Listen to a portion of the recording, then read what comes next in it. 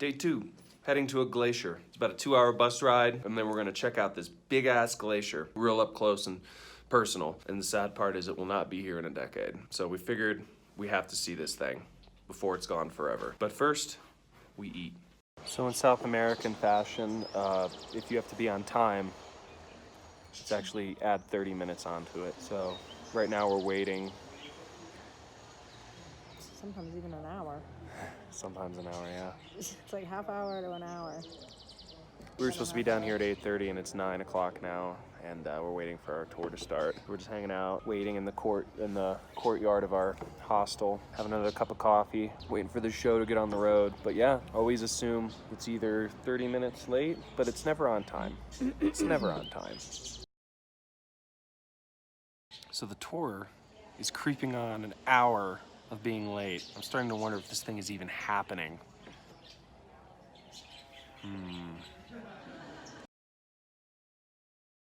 So while we were waiting at our table, they forgot that we were sitting there and they didn't tell us that the tour left, so it left without us. And now they're coming back to pick us up, hopefully. We didn't move from our spot the whole time. Yeah, but he told us to stay. Then he told us to stay right where we were, and then they left. So hopefully they're coming back to get us.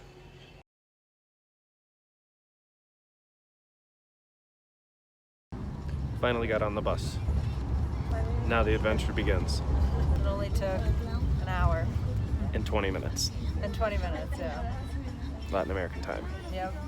All right, essentially what went down was they forgot us at the hostel. The guy, when we first got there in the morning, he said, just wait at this table and we'll let you know when the tour's leaving. So we sat at the table and about 45 minutes went by, and one of the people that wasn't going on the tour but was at the hostel that we had met before said, hey, you know that tour left, right? And we did not know that. And so we told the guy, hey, you know we were supposed to be on that tour and you told us to sit here. And so he called up another tour and they picked us up. The downside being is that the tour that picked us up is all in Spanish. So the lady has just been talking on the bus in Spanish the whole time and we're picking up about 10% of what she's saying. Yeah. So far, rough start to the morning. And hopefully when we get to the glacier, it'll probably change for the better. So right now we're just sipping some cocoa tea on the side of the road. One of the stops that they do is at this restaurant that's overpriced, but we got cocoa tea and we're sipping on it right now, and then we're gonna get back on the bus. We've read through a lot of blogs that this tour buses are all the same, and unfortunately all the buses do the same thing where they stop at pointless places that literally have nothing to do with the glacier. This drive we would have been at the glacier already probably 45 minutes ago, but instead they just end up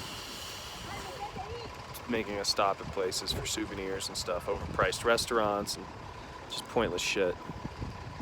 So now we're at stop number 2, waiting to get to the glacier. We've decided to stop one more time at literally nothing. We stopped at a majestic bog. I just want to get to the glacier already. For the love of God. Please. What do you think, BB? Of the bubbling pond? Just in general. We're definitely not in Kansas anymore for sure. It's like they have to justify paying the 35 soles to do the tour, so they stop at like everything. Really random attractions. It's like, do you want to look at this bubbling puddle? Bubbling puddle. Or I mean, if we brought our swimsuits and could hop in. I don't even think I could fit in that thing. I could. There were some I'm assuming they were Eastern European tourists, and when the tour guide on the bus, she asked them, "Are you getting off?" And they said, "No, it's not beautiful enough." So far, we're just waiting to get to the glacier. Can we please skip these? 2 hours and 45 minutes into our bus ride to the glacier, and our third stop. Can we please skip the boring movie trailers and just get to the main show?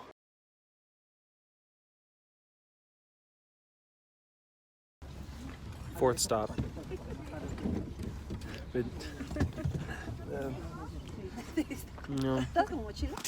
Heather and I have basically fully swallowed our pride today, and we are tourist zombies. The only way to get to this glacier is with a tour. You can't do it by yourself.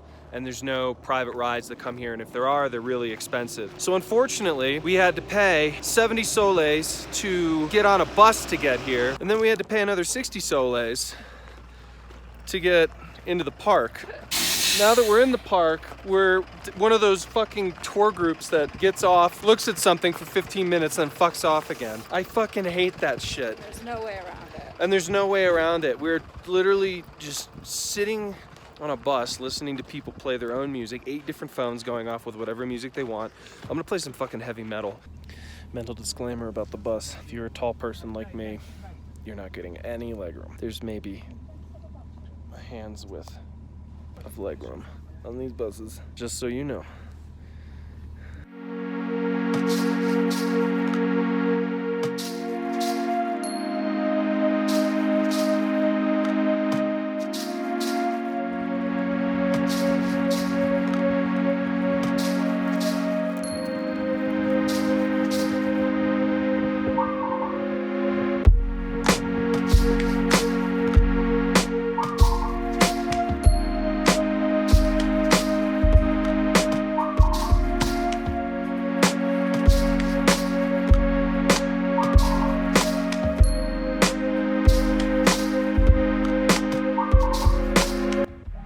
So it's the glacier behind me. One of the really sad things about this glacier is the fact that in about 10 years, the locals say it won't be here anymore because the planet's warming up too much. It's pretty sad. It's really sad because I've seen a few glaciers in my life, and the fact that they're disappearing is just heartbreaking, especially when they're so fascinating and they're one of nature's most amazing pieces of work.